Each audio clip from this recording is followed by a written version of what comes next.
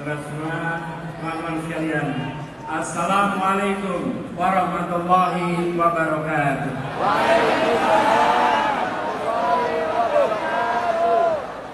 Yang punya kursi boleh duduk.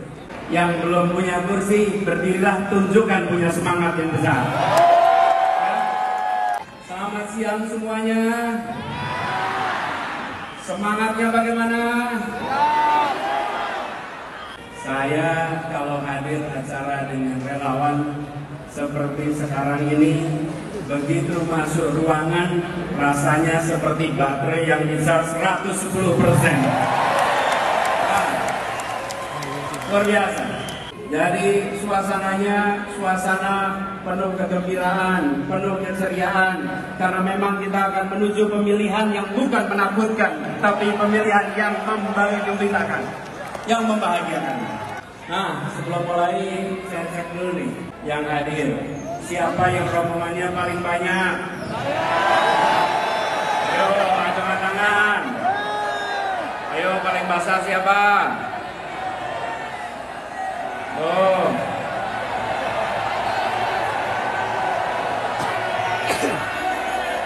Coba yang di bawah ini. Oh, ada mau tadi. Jakna Siliwangi, oke. Mana lagi nih?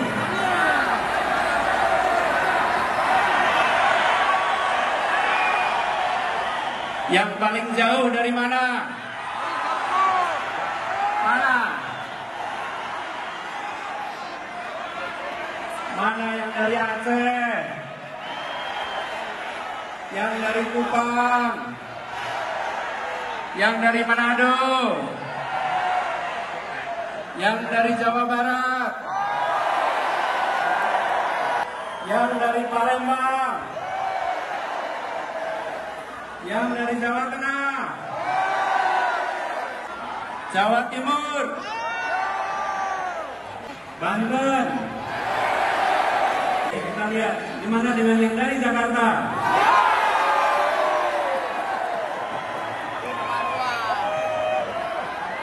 Inilah hebatnya relawan kita.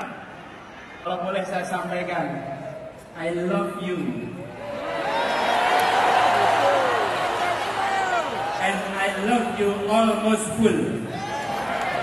Kenapa almost full?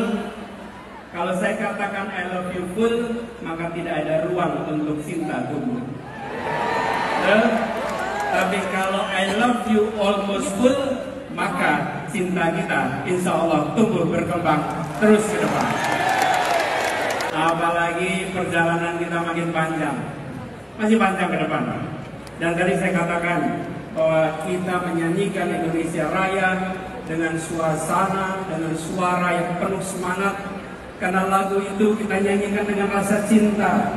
Kita mencintai Indonesia secara tanpa syarat. Kita tidak mensyaratkan saya harus sejahtera untuk cinta, saya harus makmur untuk cinta. Apapun latar belakangnya, apapun kondisinya, kami mencintai Indonesia secara tanpa syarat.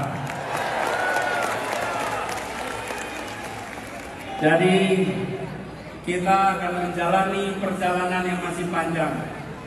Sekarang kita di bulan Mei, tepatnya 21 Mei, kita menuju ke 14 Februari 2024. Tapi bicara tentang perjalanan, kalau boleh saya cerita sedikit. Cerita boleh ya? Kalau era 90-an namanya sersan, serius tapi santai. Boleh ya? Jadi di bulan Ramadan kemarin, bulan Ramadan yang lalu, bulan puasa, saya melakukan perjalanan yang saya sebut dengan tirakat. Tirakat itu bukan tirakatan ya.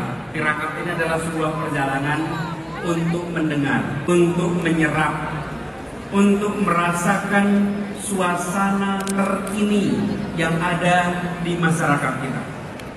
Saya datang ke banyak tempat tanpa kamera, tanpa media, tanpa ditemani siapa-siapa. Seringkali saya datang sendirian, dapat masuk satu tempat, masuk ke sebuah warung, tahu-tahu yang punya warung ngeliatin aja. Ini seperti kenal sama siapa. Ini di pelosok, di banyak tempat. Jadi nyapa juga belum tentu berani. Saya ngobrol dengan masyarakat. Saya mendengar cerita mereka. Dan saya temui mereka bukan untuk selfie dan diposting di pagi hari. Bukan. Saya bukan lari-lari untuk posting foto.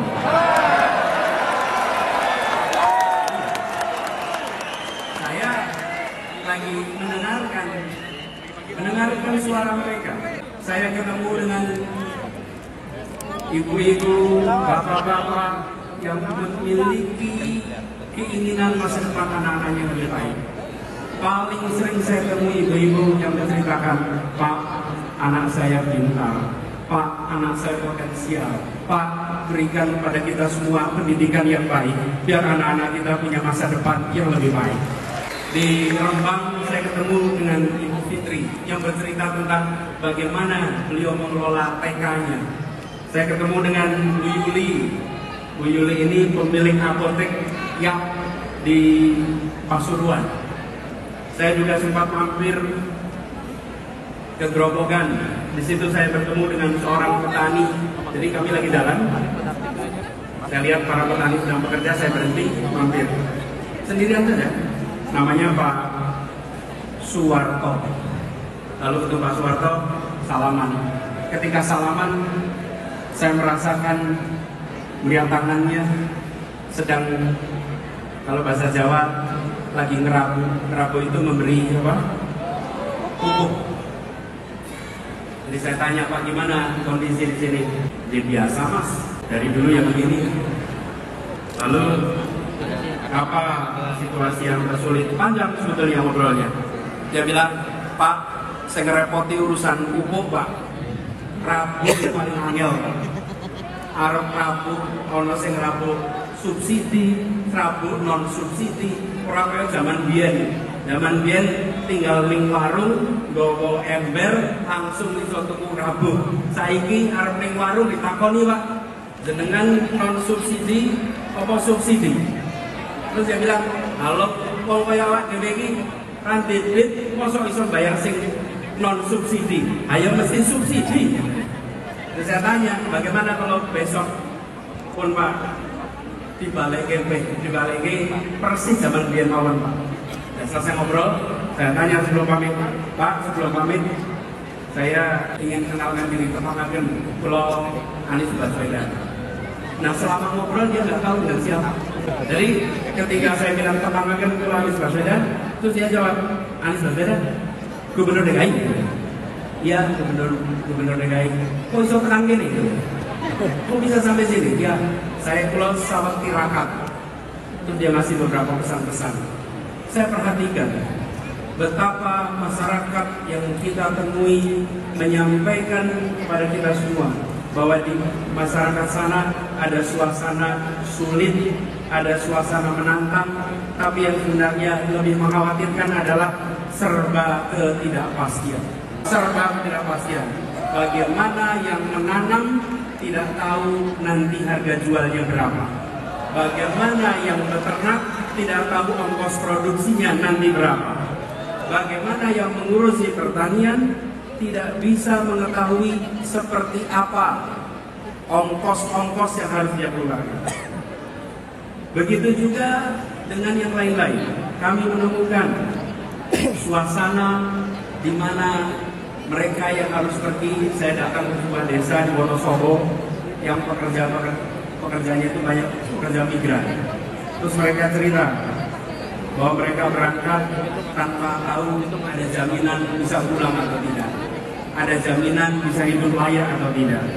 Ketemu dengan anak-anak, ketemu dengan orang tua yang menceritakan kelihatannya masuk kampus negeri sekarang susah karena ternyata harganya juga mahal. Mereka yang kecil seringkali menemukan kesulitan untuk usaha. Tadi di depan hanya UMKM bukan? Karena kita kumpul di sini mengirimkan pesan bahwa penyediaan makanannya pun oleh mereka-mereka yang usahanya mikro dan kecil, bukan yang skalanya besar. Nah, dari sana dalam sebuah perjalanan saya lewat satu tempat sekitar Purwodadi. Ada satu orang yang seperti menghentikan, Pak, sebentar Pak, berhenti. Terus dia cerita, Pak Anies, masalah di negeri ini, padahal di kampung nih, adalah soal mafia, Pak. Pak Anies, ini mafia di Indonesia ini harus diberantas, Pak. Mafia ini harus diselesaikan. Saya pikir benar juga kata dia. Begitu banyak mafia-mafia yang hadir yang membuat kita memiliki ketidakpastian. Kenapa petani harus bersaing dapat pupuk penuh dengan ketidakpastian? Karena apa? Karena aksesnya dikuasai oleh mafia-mafia pupuk. Ketika bicara tentang pekerja migran, banyak dari mereka yang sistemnya dikuasai oleh mafia-mafia PMI, yang mereka berangkat kerja keras dan ujungnya pulang tidak bisa mendapatkan yang selayaknya. Sama UKM juga begitu. Dan mafia-mafia ini berderet. Ada urusan mafia tanah, ada mafia parkir, ada mafia kesehatan, mafia perumahan, mafia pemilu, mafia bansos, bahkan mafia proyek pemerintah. Ya termasuk mafia BTS itu. Semua. Karena itu seluruh mafia ini harus kita bereskan. Republik ini tidak akan bisa maju bila kita membiarkan mafia-mafia itu merajalela di negeri ini. Termasuk proyek pemerintah. Ketika kita melihat ada kasus-kasus, termasuk kemarin mafia BTS, maka saya sependapat dengan yang disampaikan oleh Ketua Partai Nasdem Pak Surya Paloh. Tuntaskan penyelidikannya. Semua yang terlibat harus diperiksa. Dorong transparansi. Jangan ada pihak yang dibiarkan melenggang, tidak dimintai pertanggungjawaban. Tunjukkan bahwa hukum memang tegak, bukan saja ke bawah tapi juga ke atas, bukan saja ke lawan tapi juga ke kawan. Hukum tegak untuk semuanya. Dan transparansi ini perlu dilakukan secara menyeluruh. Jangan sampai ada intervensi politik dalam penanganan kasus apapun. Dan kita sudah menyaksikan banyak kasus-kasus akhir-akhir ini yang jadi perhatian adalah yang viral. Kadang-kadang saya merasa khawatir. Karena begini, kita ini harusnya berani. Saya setuju ketika ada yang dikatakan bahwa kita harus mencari pemimpin yang berani. Setuju. Dan pemimpin berani bukan sekedar berani, tapi berani karena benar. Berani karena membawa kebenaran. Karena pasangan yang kata berani itu benar. Kalau tidak benar, dia tak berani. Tapi kalau dia bawa kebenaran, maka siapapun dihadapi dan ridho Allah yang menjadi pegangannya. Jadi, kita menyaksikan ketika peristiwa-peristiwa mafia ini terkuak. Ada polisi jenderal bintang 2 membunuh anak buahnya. Terbuka. Ada yang menyelundupkan narkoba. Ada petugas pejabat pajak yang kekayaannya fantastis. Itu sudah merepotkan. Membuat seperti Pak Kapolri harus kerja ekstra untuk mengembalikan kepercayaan publik, harus kerja ekstra untuk merawat polisi-polisi baik yang berintegritas yang ada di dalam tubuh kepolisian. Seperti itu kan di Kementerian Keuangan, Ibu Menteri keliling sana sini untuk menjaga barisan orang-orang baiknya. Saya pernah di pemerintahan, saya menyadari betul, ya benar ada orang-orang bermasalah, tapi banyak lagi orang-orang yang bisa menegakkan amanah, orang-orang yang berintegritas. Mereka-mereka itulah yang harus dibangkitkan untuk bersama-sama menjaga Republik ini. Nah, ketika kita menyaksikan peristiwa-peristiwa seperti itu, kita geram. Ini harus kita hadapi. Apalagi sekarang kita kumpul hari ini, tepat 25 tahun reformasi di Indonesia. Tepuk tangan untuk para pejuang reformasi kita. Tapi sambil kita menengok, kok bisa? Kita sudah 25 tahun dari reformasi, yang dulu kita bicara tentang memberantas kolusi, korupsi, nepotisme, sekarang justru muncul mafia A, mafia B, mafia C, mafia D. Ini panggilan bagi kita semua. 25 tahun yang lalu kita berkomitmen memberantas KKN, sekarang kita berkomitmen untuk memberantas mafia-mafia yang ada di Republik. Proses terjadinya itu pelan-pelan. Proses penyimpangan itu pelan-pelan. Bila pemimpin-pemimpin di Republik ini tidak sensitif pada persoalan ini, maka persoalan ini akan secara bertahap merusak Indonesia. Kawan-kawan sekalian, saya beri ilustrasi nih. Katak. Bila katak itu dimasukkan ke dalam sebuah panci yang airnya dingin, taruh di panci airnya dingin, kemudian panci taruh di kompor, nyalakan kompornya pelan-pelan. Oke? Air di situ asalnya dingin, lama-lama menjadi panas, lama-lama mendidih, dan katak itu akan mati dalam mendidihnya air. Oke? Itu jalannya pelan-pelan. Tapi kalau katak dilemparkan ke panci yang airnya mendidih, dia langsung lompat. Tapi kalau dipanaskan pelan-pelan, dia mati mendidih. Bila kita tidak menyadari bahwa pertumbuhan mafia itu terus-menerus, maka bangsa kita akan habis karena mafia. Saatnya kita menyadari bahwa ini adalah problematika yang harus kita hadapi sama-sama. Setuju? Karena itu, ketika kita berbicara tentang 25 tahun reformasi, amanat yang harus kita pegang adalah komitmen untuk melihat perubahan yang kecil-kecil ini. Nampaknya pelan-pelan, gradual. Jadi kalau ada yang punya ide untuk mengubah, kita harus hadapi dan kita harus hentikan. Pelan-pelan itu prosesnya. Reformasi dulu mengatakan bahwa masa jabatan presiden 2 tahun. Ketika ada yang punya gagasan untuk memperpanjang, maka kita katakan bahwa kita komit dengan aspirasi reformasi. Kalau ada petinggi-petinggi negeri ini yang pelan-pelan mencoba menggeserkan, jangan pernah dibiarkan, karena itu seperti menaikkan suhu air bagi sebuah kapal. Jangan sampai kita tidak sadar atas penyimpangan yang dilakukan secara pelan-pelan. Dan kita harus sadar ini, bahkan kita punya masalah banyak. Sebagian masalah itu harus diselesaikan di daerah, sebagian diselesaikan di pusat. Kalau daerah tidak bisa menyelesaikan, maka harus dicari cara agar daerah bisa menyelesaikan. Tapi kalau daerah tidak bisa menyelesaikan, diambil ke pusat, dan ujungnya tidak selesai juga, malah menyulitkan masa depan orang-orang di daerah.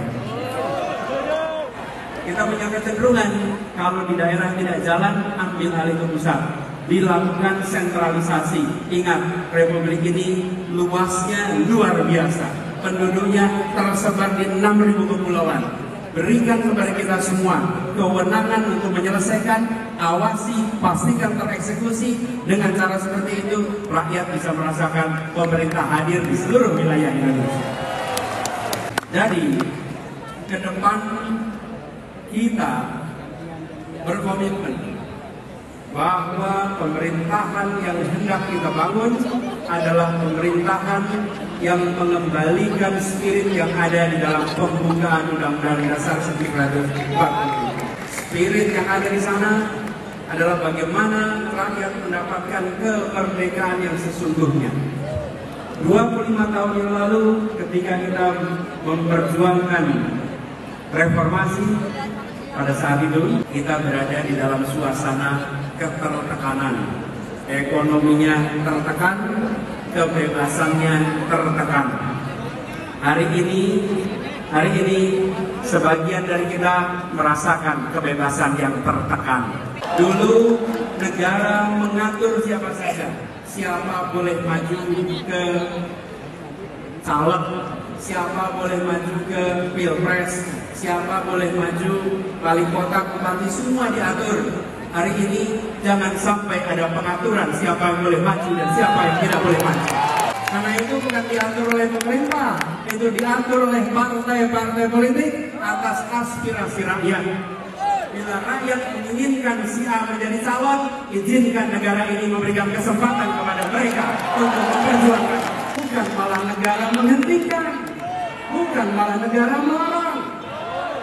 Bahwa negara menjamin kemerdekaan, dan itu yang harus sekarang kita perjuangkan. Jadi kita yang berada di sini adalah kita yang punya aspirasi, dan kita menuntut agar ada kesetaraan kesempatan bagi siapapun di Republik ini. Dan ini juga artinya kepastian kepada mereka yang berusaha. Bayangkan, bila kita tidak memberikan kesetaraan itu, mereka yang di dunia usaha pun mengalami kekhawatiran, mengalami serba ketidakpastian. Ketika sebuah pemerintahan bertugas, dia harus memberikan kesetaraan kepada semua pelaku usaha. Jangan sampai pelaku usaha yang dianggap teman diberi fasilitas, pelaku usaha yang bukan teman tidak diberikan fasilitas.